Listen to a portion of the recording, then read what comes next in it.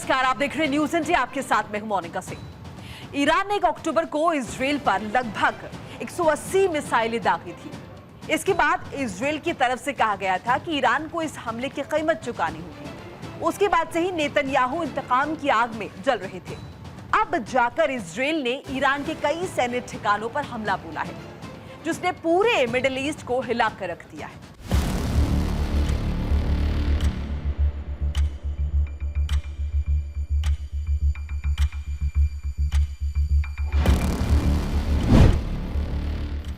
Israel का Iran पर हमला,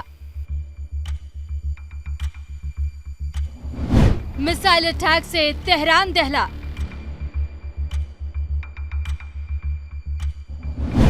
नेतन्याहू ने जारी किया फरमान,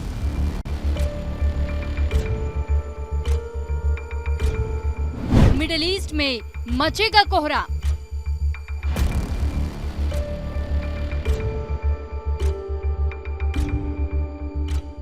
बैलिस्टिक मिसाइल हमला, धमाकों की गूंज।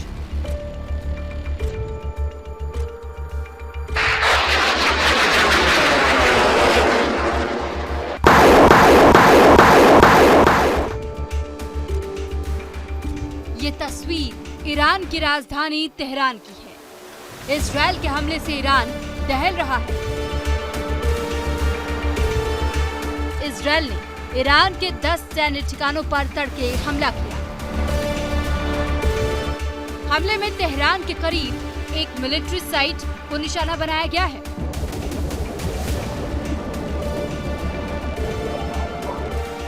इजरायली डिफेंस फोर्स ने ईरान पर हमले की पुष्टि की है। इजरायल ने बयान जारी कर कहा कि ये महीनों से ईरान की ओर से लगातार हो रहे हमलों का जवाब है। ईरान का शासन और उसके प्रॉक्सी 7 अक्टूबर से 7 मोर्चों पर लगातार इजरायल पर हमला कर रहे हैं। ईरानी धरती से सीधे हमले भी शामिल हैं। दुनिया के दूसरे संप्रभु देश की तरह इजरायल के पास भी प्रतिक्रिया देने का अधिकार है। यह इजरायल का कर्तव्य है। इजरायली सेना ने आगे कहा कि सुरक्षा के लिए जो कुछ करना पड़ेगा वो करेंगे।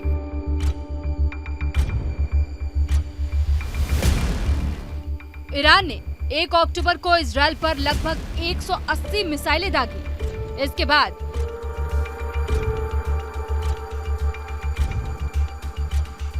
बाद इजरायल की तरफ से कहा गया था कि ईरान को इस हमले की कीमत चुकानी होगी। उसके बाद से ही नेतन्याहू इंतकाम की आग में जल रहे थे। उन्होंने एयरफोर्स को हमले की तैयारी के लिए कहा था। प्लानिंग की, खुद मॉनिटरिंग भी कर रहे थे। और अब 25 दिन बाद इजरायल की तरफ से जवाबी कार्रवाई की गई। ईरान के सैन्य ठिकानों को निशाना बनाया गया।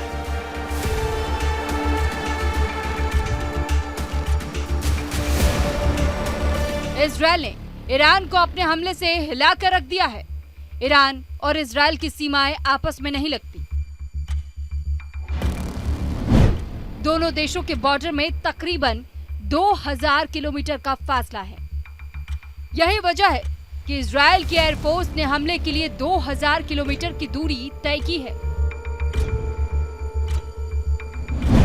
जिसमें 100 से ज्यादा फाइटर जेट शामिल थे। हमले में F-35 का भी इस्तेमाल किया गया। शुरुआत में इजरायल ने सीरिया में रडार ठिकानों पर हमला किया, जिससे ईरान के रडार इजरायल के जेट को ट्रेस न कर पाए।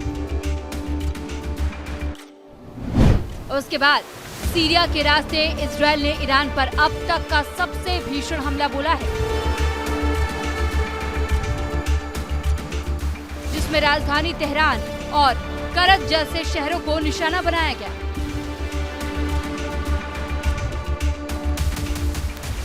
आईडीएफ ने हमले में ईरान के सैन्य साइटों को टारगेट किया।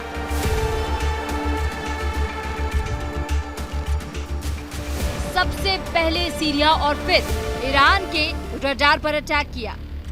इससे ईरान ये नहीं जान सका कि हमला किस पैमाने का है। जिसके बाद ईरानी सैन्य ठिकानों पर अटैक का रास्ता साफ हो गया और तेहरान समेत ईरान के 10 शहर एक साथ इजरायली हमले से दहल उठा। इजरायल ने हमले में बैलिस्टिक मिसाइल का इस्तेमाल किया, जिससे सतह से हवा के जरिए हमला किया जाता है। इजरायल ने हमले में ईरान के सैन्य ठिकानों को निशाना बनाया, जिसमें प्रमुख रूप से चाबहार स्पेस पोर्ट,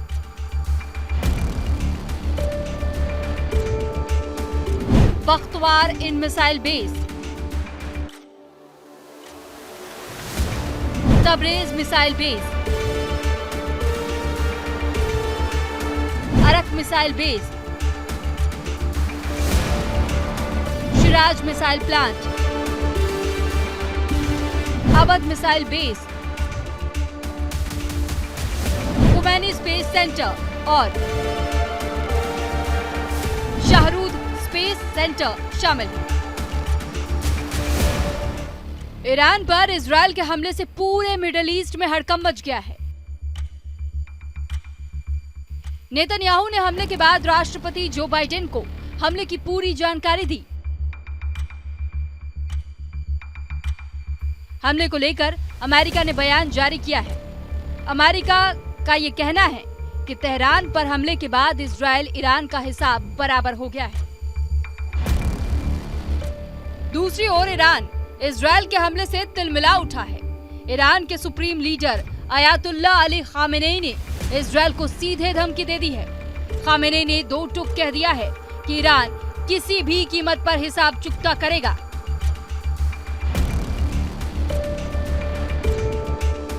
खामेनेई के ऐलान के बाद माना जा रहा है कि ईरान अब इजरायल पर पलटवार कर सकता है। 1 अक्टूबर की तरह मिसाइल हमले की बौछार कर सकता है।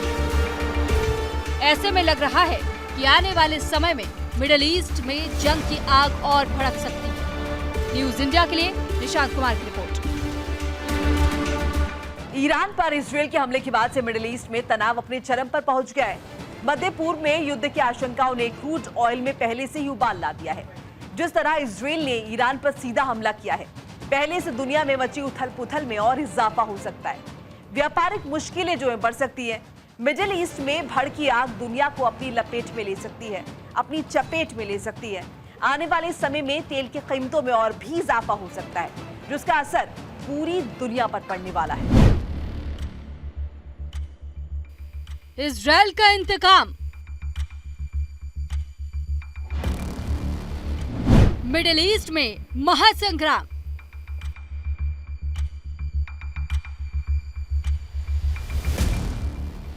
ईरान पर इजरायल के हमले के बाद से मिडिल ईस्ट में तनाव अपने चरम पर पहुंच गया है।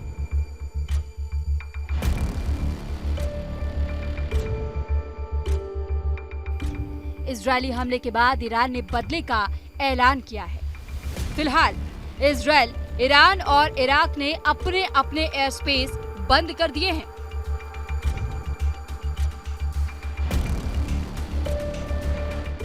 एक और इजरायल के हमले का अमेरिका ने समर्थन किया, तो दूसरी ओर ईरान ने हमले की बात से इनकार नहीं किया है। ईरान ने इकरार किया है कि इजरायल ने तेहरान, खुजेस्तान और इलाम राज्यों में हमले किए हैं, लेकिन ईरान ने दावा किया है कि इजरायली हमले को हवा में ही रोक दिया गया है, जिससे काफी कम नुकसान हुआ है।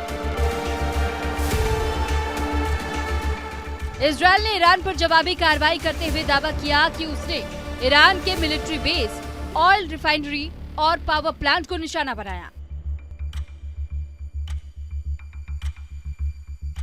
ईरान के परमाणु और नागरिक ठिकानों पर हमला नहीं किया, तो दूसरी ओर इजरायल के जवाबी हमले के बाद ईरान मिलिट्री ने एक्स पर पोस्ट किया।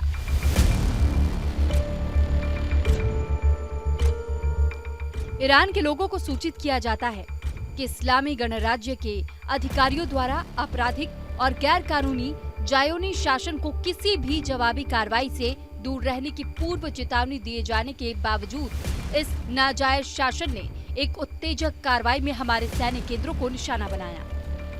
तेहरान, खुजेस्तान और इलम प्रांतों में हमले किए। इस आक्रामक कार्रवाई को देश की एयर डिफेंस सिस्टम के जरिए सफलतापूर्वक रोका और मुकाबला किया गया, जिसके कुछ स्थानों पर सीमित क्षति हुई। इस घटना की गंभीरता की फिलहाल जांच की जा रही है।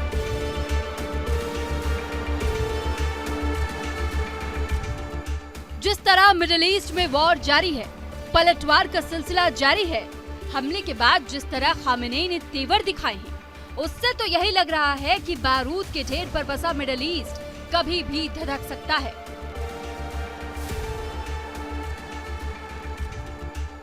ईरान जवाबी कार्रवाई कर सकता है। ईरान के जवाबी हमले के बाद की क्या स्थिति होगी? कौन देश ज्यादा ताकतवर है? ईरान और इजरायल के सैन्य ताकतों की बात करें तो इजरायल के पास 6,70,000 सैनिक हैं। वहीं ईरान की बात करें तो ईरान के पास 11,80,000 सैनिक हैं।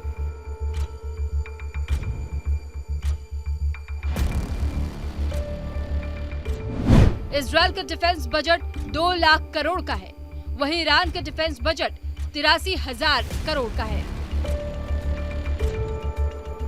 इजरायल के पास 1,370 टैंक है, ईरान के पास 1,996 टैंक है।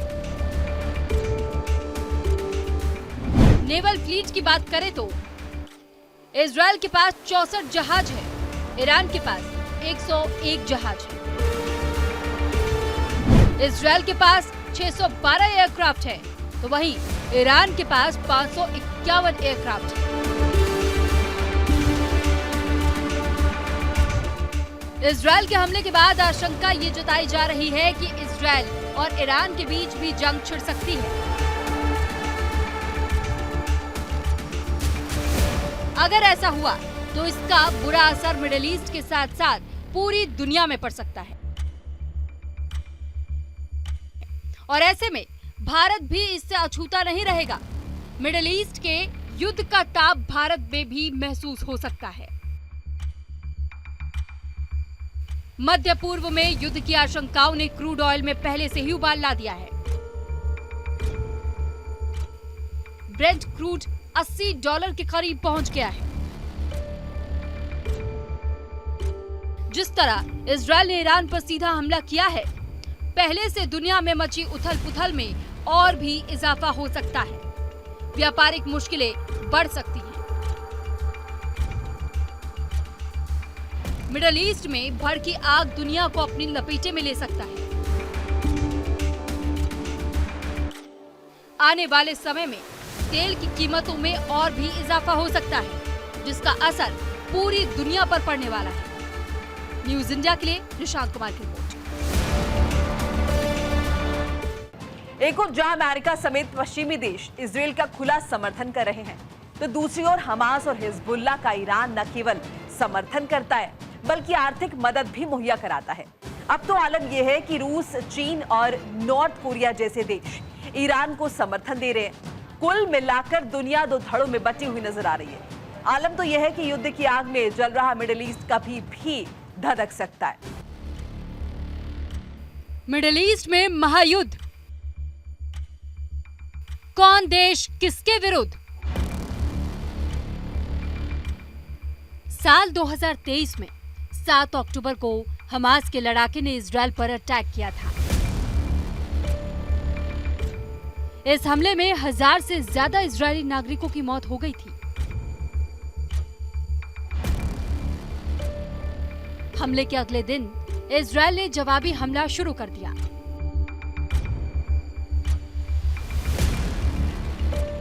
तब से लेकर अब तक इराक और सीरिया में ईरान समर्थित समूह मिलिशिया, लेबनान में हिजबुल्लाह, हमास, यमन में हूती, सभी ने इजरायल के खिलाफ जंग छेड़ दी।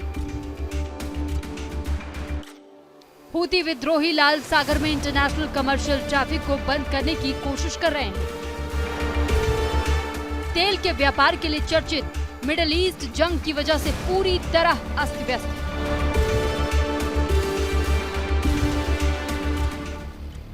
इजरायल के लिए मौजूदा वक्त मुश्किलों भरा है। इसकी वजह इजरायल एक साथ कई मोर्चों पर जंग लड़ रहा है। Gaza, Lebanon, Syria, Iraq, Iran, Yemen और साइबर वॉर से एक साथ जंग लड़ रहा है। ईरान पर हमले के बाद इजरायल के प्रधानमंत्री ऑफिस ने एक तस्वीर जारी की है। इस तस्वीर में प्रधानमंत्री नेतन्याहू, रक्षा मंत्री योव गैलेंट और इजरायली सेना के जनरल तेल अवीव में किरिया सैन्य अड्डे के नीचे बंकर में बैठे हैं। एक और तस्वीर इजरायल डिफेंस सिस्टम ने जारी की है।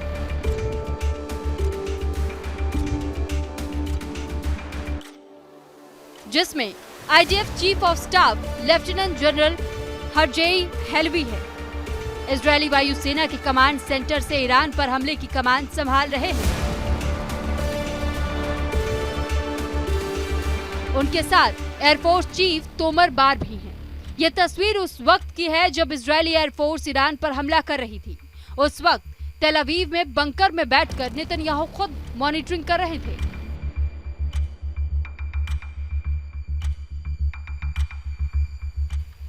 एक और जहां अमेरिका समेत पश्चिमी देश इजरायल का खुला समर्थन कर रहा है, तो दूसरी ओर हमास और हिजबुल्लाह का ईरान न केवल समर्थन करता है बल्कि आर्थिक मदद भी मुहैया कराता है।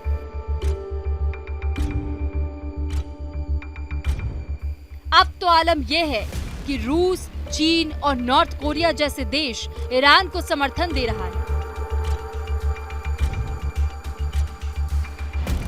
कुल मिलाकर दुनिया दो धड़ों में बढ़ती नजर आ रही है। आरंभ तो यह है कि युद्ध की आग में जल रहा मिडिल ईस्ट कभी भी धधक सकता है।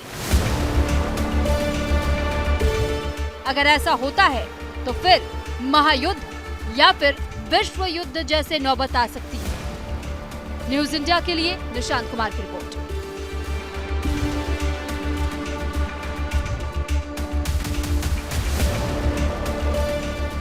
आज के खास बुलेटिन में बस इतना ही। मुझे और मेरी टीम को दीजिए इजाजत। नमस्कार।